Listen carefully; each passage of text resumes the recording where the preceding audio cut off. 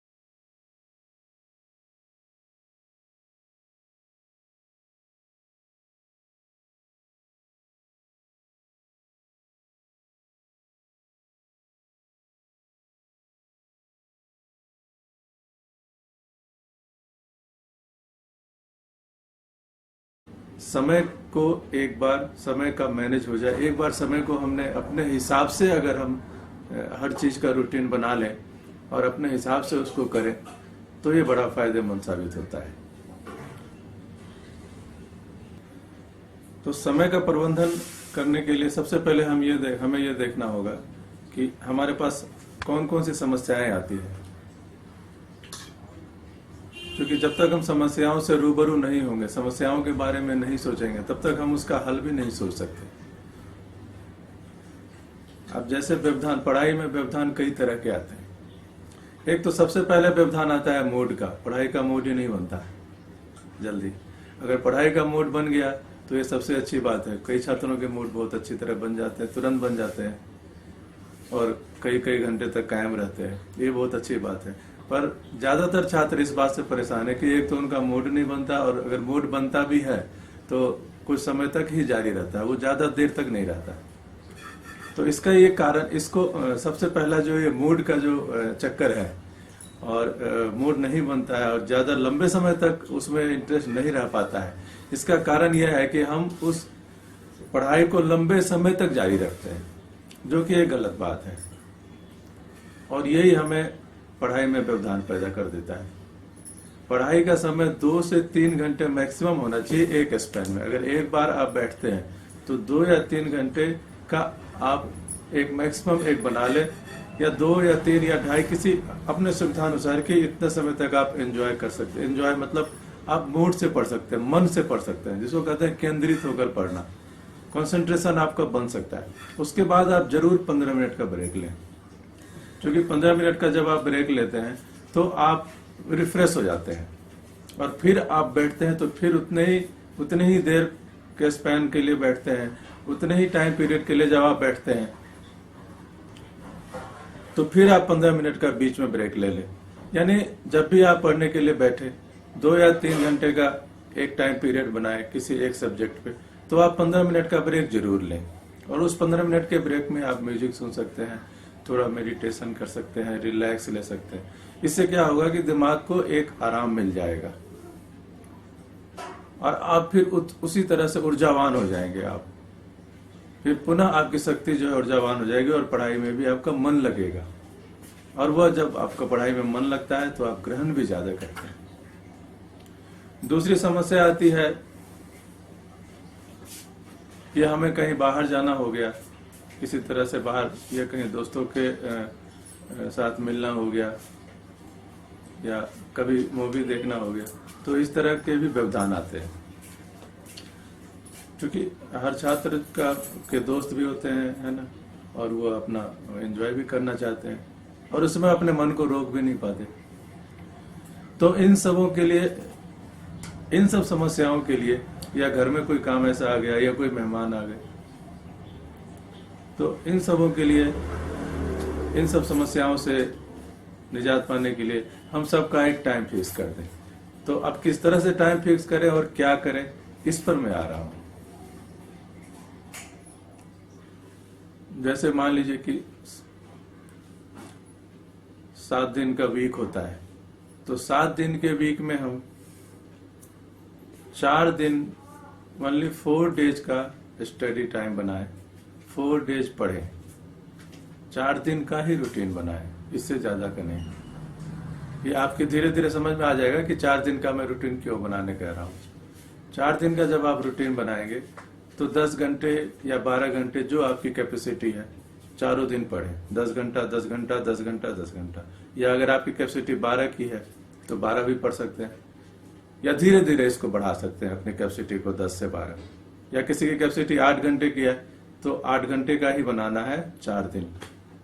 अब 4 दिन आपने जो रूटीन बनाया है उसमें ब्रेक लेकर ही पढ़ना है। ब्रेक तो देना ही है, जो मैंने पहले आपको बताया था कि 15 मिनट का ब्रेक लेना है। अब 5वां दिन आपका रिवीजन का हो जाएगा। 4 दिन स्टडी का हो गया, 5वां दिन जो 4 दिन आपने पढ़ा है उसकी पूरी रिवीजन करेंगे और कुछ नया पढ़ेंगे ही नहीं। क्योंकि रिवीजन एक ऐसा चीज है जिसको अगर आप नहीं करते हैं तो आपका सारा पढ़ा लिखा बेकार हो जाता है। इसलिए रिवीजन जरूर ही करें। 5वें दिन आप रिवीजन के लिए रखें। अब होता क्या है कि अब आपके पास 2 दिन बचे हैं, 5 दिन खत्म हो गए वीक में, 2 दिन बचे हैं। एक दिन आप बैकलॉग के लिए रखें, क्योंकि 4 दिन जब आपने पढ़ा है तो हो सकता है कि आपका रूटीन पूरा ना हुआ हो। 10 घंटे का आपने अगर बनाया है रूटीन, तो हो सकता है कि आप 8 ही घंटे उस दिन पढ़े हो, कोई और व्यवधान आ गया हो। जैसे मैंने पिछले समस्याओं की बात करी थी, कई समस्याएं पढ़ने के दौरान आती हैं, कई ऑब्स्ट्रक्शन आते हैं, कई व्यवधान आते हैं। तो हो सकता है आपकी पढ़ाई पूरी ना हुई हो, आपका स्टडी पीरियड कंप्लीट ना हुआ हो, तो आप हर रात 4 दिन जो आप पढ़ते हैं, हर नाइट को आप ये डायरी में नोट करते जाएं कि आज मैंने इतना पढ़ा और इतना बैकलॉग रह गया। अगर बैकलॉग नहीं है तो नील करते हैं बैकलॉग में, लेकिन लिखे जरूर बैकलॉग। तो जितने घंटे का बैकलॉग रह गया है उसको ऐड कर लें, और वो पढ़ाई जो बैकलॉग है उसको दूसरे दिन कभी भी पूरा ना करें। पहले दिन आपका अगर बैकलॉग रहा है तो दूसरे दिन कभी ना पूरा करें उसको, बस लिख के रख ले कि ये बैकलॉग है हमारा, और दूसरे दिन का रूटीन जो आपने रखा है वो पढ़ें। और ये जो 6ठा दिन है, इस 6ठे दिन को आप बैकलॉग पूरा करें, और 7वां दिन आप बिल्कुल एंजॉयमेंट के लिए रखें। 7वां दिन आप बिल्कुल एंजॉयमेंट करेंगे, कुछ भी पढ़ेंगे नहीं, बिल्कुल फुल रेस्ट लेंगे। फुल रेस्ट में आप या तो सो भी सकते हैं या घूमने जा सकते हैं, आपकी मर्जी है। आप अपने रुचि का कोई काम कर सकते हैं, म्यूजिक सुन सकते हैं, मूवी देख सकते हैं, कहीं बाहर घूम सकते हैं। मतलब 7वें दिन आपको बिल्कुल ही एंजॉय करना है। उस दिन पढ़ाई का लालच नहीं करना है कि मैं ज्यादा पढ़ लूंगा। उस दिन कोई पढ़ाई का लालच नहीं करना है, उस दिन पूरा रेस्ट लेना। क्योंकि ये जो रेस्ट होगा ये आपका फिर जो वीक स्टार्ट होगा उसके लिए एक रिफ्रेशमेंट का काम करेगा। तो वीक में आपने 4 दिन ही पढ़ना है, 5वें दिन रिवीजन करना है, 6ठे दिन बैकलॉग पूरा करना है और 7वें दिन पूरा रेस्ट लेना है। तो इसमें आपका पढ़ाई से रिलेटेड एंजॉयमेंट हो गया।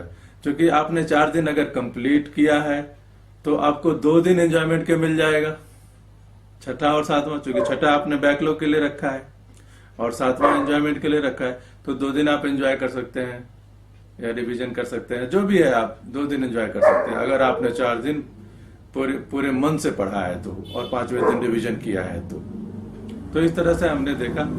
अच्छा, ये आप 4 दिन अगर मन से पढ़ा है आपने, तो ये भी रहता है दिमाग में कि चलो इस दिन किसी बैकलॉग को नहीं रखना है, तो आपकी मजबूरी भी है, 4 दिन आप बैकलॉग रखोगे नहीं मजबूरी में, क्योंकि आपका फिर ये 2 दिन बेकार हो जाएगा। क्योंकि अगर ज्यादा बैकलॉग हो गया तो ये 2 दिन भी आपका बेकार हो गया, इस 2 दिन में आप बैकलॉग पूरा करेंगे। तो इस तरह से हम देखते हैं कि आपका पढ़ाई के साथ रिवार्ड, जो कि एंजॉयमेंट है, आपका रिवार्ड जुड़ा हुआ है। तो आप इस रूटीन को ज्यादा दिन तक पालन कर सकते हैं और इस रूटीन से काफी फायदा उठा सकते हैं। और ये जो मैंने आपको टाइम टेबल दिया है, इसमें आप अपने अनुसार सुधार भी कर सकते हैं, लेकिन इस पर चलने के बाद आप देखेंगे कि आपकी क्षमता कई गुनी बढ़ गई, पढ़ने की क्षमता। और जब आपकी पढ़ने की क्षमता कई गुनी बढ़ जाती है तो आप उससे कई गुना फायदा ले सकते हैं। तो नॉर्मल स्टूडेंट से आप ज्यादा पढ़ सकते हैं और ज्यादा अपने आप को रिवाइव कर सकते हैं। तो आपने देखा कि टाइम मैनेजमेंट करने से हमें कितना फायदा हो गया। तो इस तरह का टाइम टेबल का पालन करने से आप काफी फायदा उठा सकते हैं। मैं आशा करता हूं कि आप इसको अपनाकर जरूर देखें और 1 या 2 वीक में ही आपको पता चल जाएगा कि इसके फायदे कई हैं। धन्यवाद।